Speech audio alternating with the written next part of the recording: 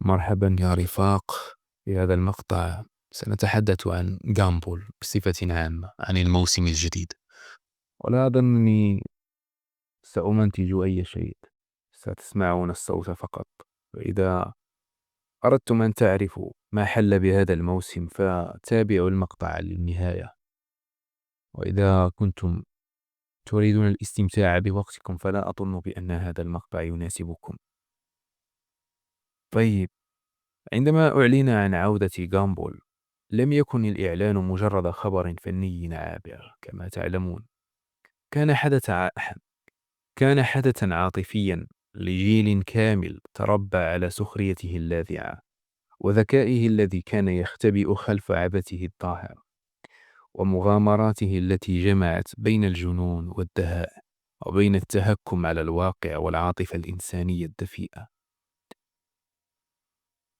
وبين التهكم على الواقع والعاطفة الإنسانية الدفينة. ظن الجميع أن العودة ستكون بمثابة تحية كبرى لمسلسل عرف كيف ينتقد المجتمع والطفولة والمدرسة والسلطة من داخل صندوق رسوم متحرك بسيط، ونحن جميعا من هؤلاء الأشخاص. لكن ما تلقيناه كان شيئا آخر تماما. الموسم الجديد الذي حمل عنوان عالم جامبول الغريب والرائع حاول أن يقنعنا بأنه عودة للجنون، لكن ما حدث بالفعل هو أنه عاد ليقدم نسخة مشوهة ومتعجرفة من العمل الفصلي. منذ الحلقات الأولى بدأ الاضطراب واضحا، والنقاد في مواقع متعددة كتي في جويد وصفوا بعض الحالات بأنها درامية أكثر مما ينبغي، وأنتم إذا شاهدتم الحلقات فستعرفون ذلك بأنفسكم. هذه الحلقات فاقدة للوزن الكوميدي الذي ميز جامبول منذ البداية. التوازن بين السخرية والجدية اختل تماما. واحد من أبرز النقاط التي تبين فشله والتي أجمع عليها الجميع من الجمهور والنقاد على حد سواء كانت الكتابة. الموسم الجديد عانى من ضعف في النصوص وتكرار للأفكار ومحاولات مستميتة لإعادة صنع النكات التي نجحت في الماضي، ولكن هذه المرة بدون سياق أو منطق. النكتة لا تضحك لمجرد أنها شاذة أو غريبة، بل تحتاج إلى ذكاء خلفها، وهذا ما افتقده هذا الموسم بشكل ملحوظ.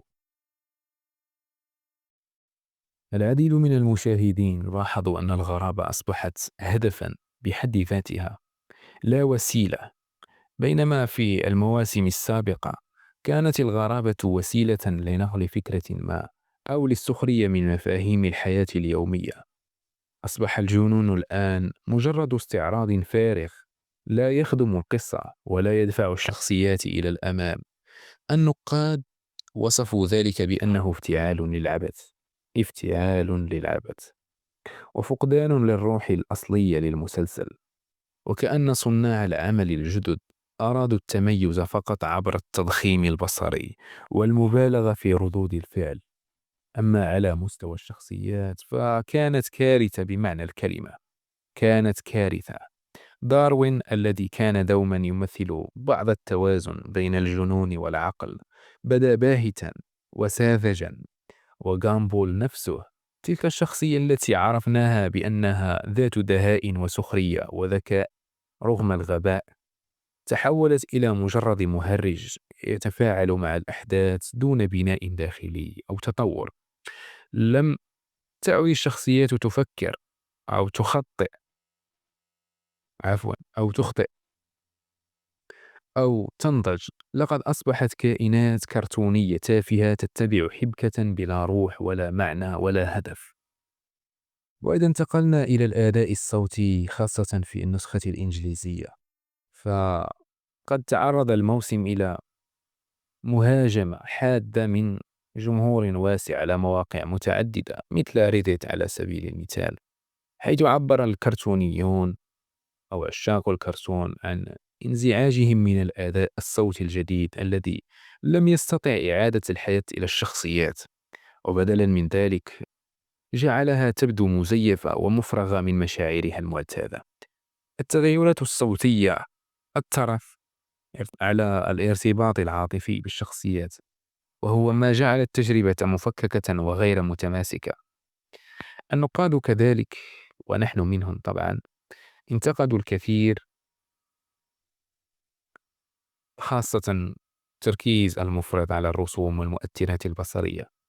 صحيح أن التحريك تطور تقنيا، وقد أشرت إليه في ملخص المقطع الأول والحلقة الأولى من جامبول، ولكن حين يصبح العرض كأنه عرض لعضلات فنية فقط دون محتوى فكري أو عاطفي حقيقي، فيتحول الفن إلى مجرد استعراض دون هدف.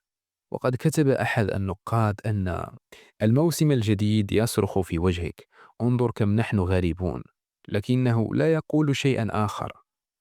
الجمهور الذي انتظر هذا الموسم بلهفة وجد نفسه أمام منتج غريب الشكل، خال من الروح، لا يشبه جامبول إلا في الاسم والألوان. حتى أن الألوان تغيرت أيضا. لقد غابت الرسائل، غاب الذكاء، غاب النقد الساخر للواقع، وغابت الشخصيات التي أحببناها جميعا، لتحل مكانها شخصيات بلا دافع وبلا صراع وبلا حيوية. إن أكبر خيانة وقعنا فيها، ووقع فيها هذا الموسم أيضا، كما عبر عنها الكثير، لم تكن في ضعف الحلقات أو تراجع الأداء، بل في غياب الوفاء إلى روح المسلسل الأصلية.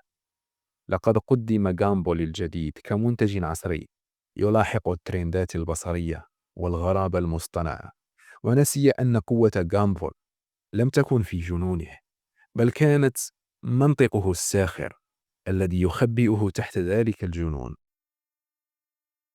على أي حال، في النهاية خرجنا بصدمة، صدمة من عمل ظننا أنه سيعيد ذكرياتنا، فإذا به يقوم بإفسادها. وبدل أن يكمل ما توقف عنده، قرر أن يهدم ما بني طوال سنوات. لقد عاد جامبول، لكنه عاد غريبا، لا لأنه مختلف، بل لأنه فقد جوهره.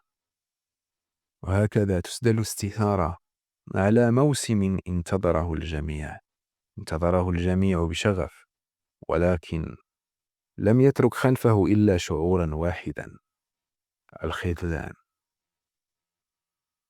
أما عن النظريات التي قد يتم استخراجها من هذا الكرتون أو هذا المسلسل أو هذه المسلسلات، التي نعتبر كل حلقة من مسلسل جامبول الجديد هي عبارة عن مسلسلات لا ترتبط ببعضها البعض، فإن القيام باستخراج نظرية هو سهل جدا. وأعطيكم مثالا على ذلك: الريموت فقط الذي ظهر في الحلقة الثانية من الموسم السابع هو ليس الريموت الذي كان يتم استخدامه سابقا، خاصة في حلقة الريموت التي قامت أنايس حينها بخداع الأسرة بأكملها لتشاهد برنامجها المفضل دايزي ذا دانكي. دايزي الحمار.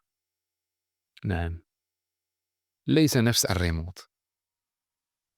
أنا أرى بأنه يشبه إلى حد كبير الريموت الذي كان يستخدمه رو. لهذا أستطيع أن أقول لكم وباختصار بأن الموسم الجديد هو عبارة عن نسخة ملغاة من الموسم الأصلي، أي أن عالم جامبول الحالي الذي يدور في الموسم السابع ليس هو العالم القديم.